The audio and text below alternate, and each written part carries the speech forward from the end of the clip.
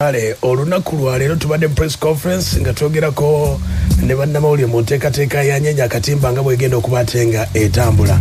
Nyenya Katimba Radio Agency yagitandika guno mulundi gwakutaano nga tukitambuliza mu nteekateeka y'okuba ate nga tusembeza abawuliriza abaffe mu byemizannyo eby'enjawulo. Kati Nyenya Katimba byebimu gwe wowulira Nyenya Katimba omanye eyekyasa era ekintu kino eyekyasa yakisookamu enteekateeka era bangi beenyumidde abamu ne bagamba naffe katukole bwe tuti. Kati mu mbeera eno olunaku olwo tubadde ku Sports Arena ku lunaku olwokuna fainali wezigenda okubeera.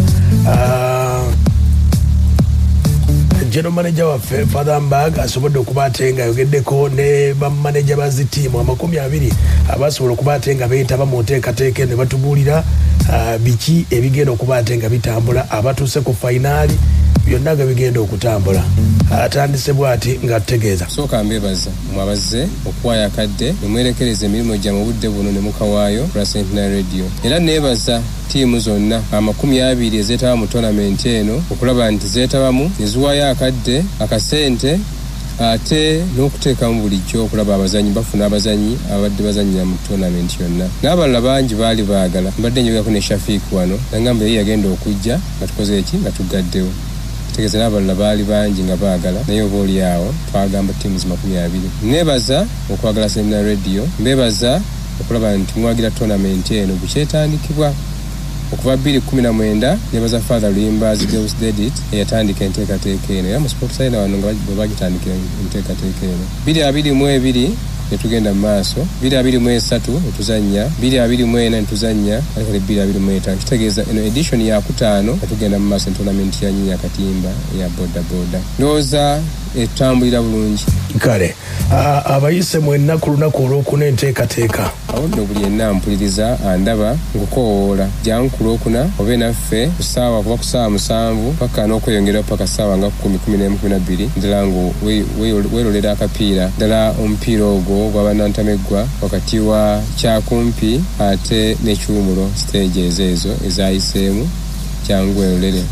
N'abalala abanoonya ekifo ekyokusatu era jangu ogulaba omupiira ogwo nagwo. Yongera kukubiriza abantu okugoberera ate n'okuwuliriza Centenary Radio. Kale ate Charles Promotion Marketing owa promotions ayogedde bw'ati ku nteekateeka eno. Kansooke neebaze ttiimu zonna zeetabye mu tournament eno ya boda boda Nyenya Katimba. Awo nzireko okwebaza basponsa abatusponsorize mu tournament eno abakulembeddwamu Centenary Bank, Yaket Water, ne basponsa abalala babadde bangi nnyo abatusupportiza olabika nga tournament eno egenda mu maaso.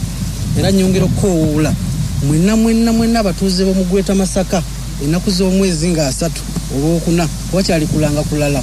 Mujje mulaba abaana bammwe ababavuga nga babatwala ewaka ne babajjayo. Mujje mulaba abaana nga balina ebitone ebyenjawulo. Era tubakakasa nti ku lwokuna okutandika ssaawa 7 ffenna tugenda kubeera wano nga tulaba omuwanguzi ani agenda okutwala ente.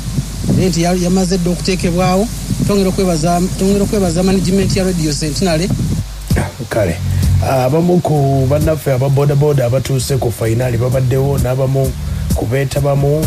Kati ono bamuyita Musa Bagada abadde alina ttiimu ya Jobaska agambye ati abasibo ne banyabuusa okubeebaza abategesi ba tournament eno okuva gye twatandikira. Kakasa bulungi nga nze omu ku bo nga tutandika emipiira gya Nyenya Katimba gyatandikira wa Jobaska stage eyo walimu naye nga akaseera ako twali bavuzi ku bavuzi ng'era ow'ekiwuubiro bwakikwatako n'asanga munne wano asala munne yo yabakoze ki. So ebintu bitugenze tubyongeramu amaanyi nga enteekateeka bwe ziba zijja zitambula kutuuka ku mutendera guno. So n'olw'ensonga eyo mbeebaza abatesitesi bakama baffe ne mwatukwasa si babi tuwuliziganya nabo wamu ne faaza mutulabiri era tugambye tumutumidde nnyo sinzi enteekateeka wazaziteekateeka. Kale kati mu nteekateeka eno owa Kiwumulo nga bw'omanyi ku fainali kwatuuseeko Kyakumpi bamu Kyakumpi stage n'Ekiwumulo agamba bw'ati owa Kiwumulo. Sookera ddala amanya gange nze Sentongo Gonza nkolanga tekiniko ku Kiwumulo stage naffe guno yabwe mulindi gwaffe ogusoose okujja mu tournament eno.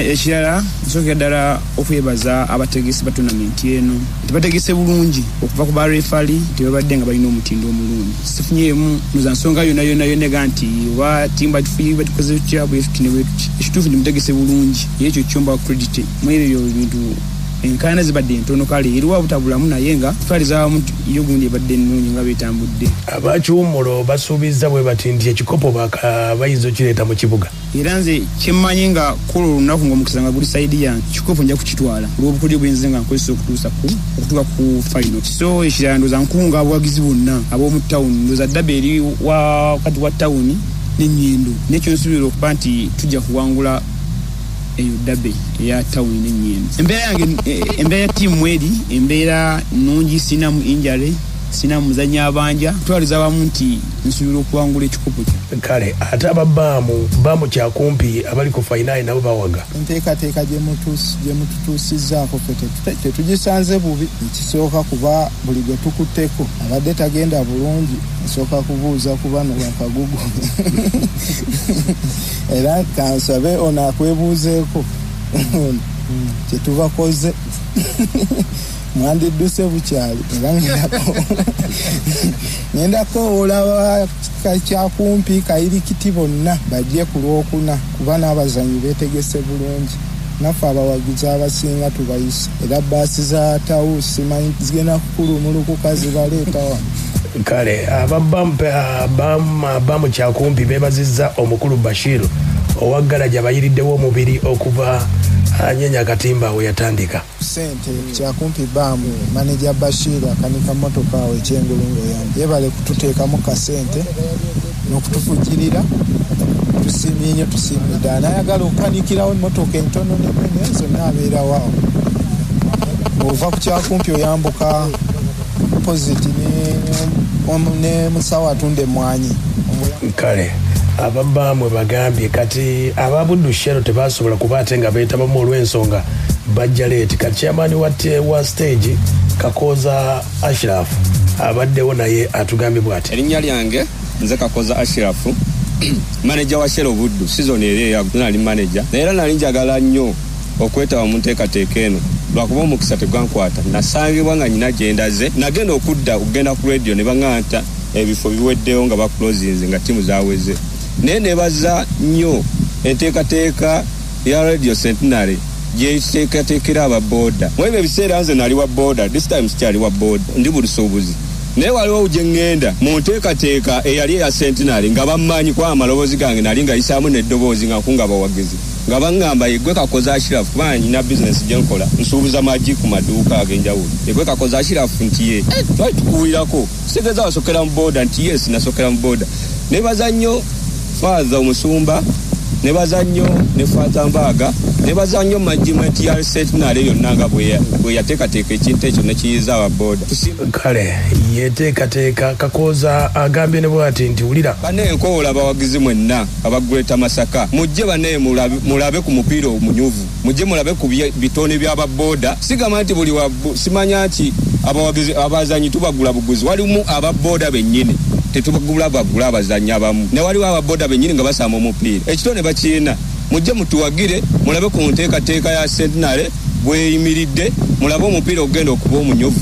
Omupiira gwa bwereere mulaliwo ali eyasooga nti omupiira gwa sente, omupiira gugenda kuba gwa bwereere. Enteekateeka weeri faza yagituwa sobole okunyumirwa. Ate n'abatunzi b'ebintu musobola okujja ne mwetundirako ku bintu kuba tukeera wano ku makya tugina okunywa tulina okulya. Kale yembeera bwegenda okutambula.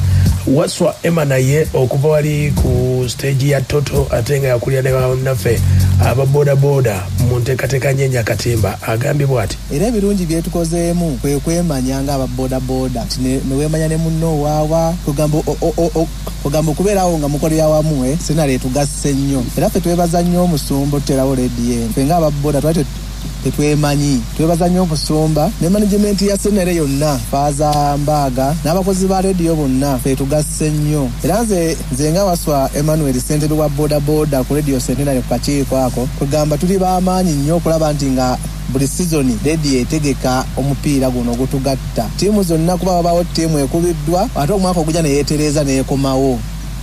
Enkunga ababoodaboda n'abatali babooda wabula ate okusinga n'abavujjiridde emipiira gino abataddemu ssente ab'amakampuni bonna abavujjiridde emipiira gino okusinga n'abawuliriza bonna n'abaagala Radio Centenary kugenda mu maaso bonna mbakunga ababooda abatakisi buli omu buli amanyi nti Radio Omusumba emugattako ajje ku Lwokuna ajje ku Lwokuna alabe omupiira guno nga final nga kyakumpi bbaamu emeggana ne Kiwummulo nekunga ne bannabyabufuzi bonna. Kale ate Matovu okuva ku Kagugube wali ku ssaza agambye atya? Naye nange najja kugezesa nga bwagamba nange nengezesa. Bana ina abaana bato wedde baali basoma siba bode nebina bibangamu ne baali balungi. Musa Bagada yankula bukuzi ne sizoni jajja kumpulira. Nenyongero kwebaza baamu ne stage egeno kutuka ku final.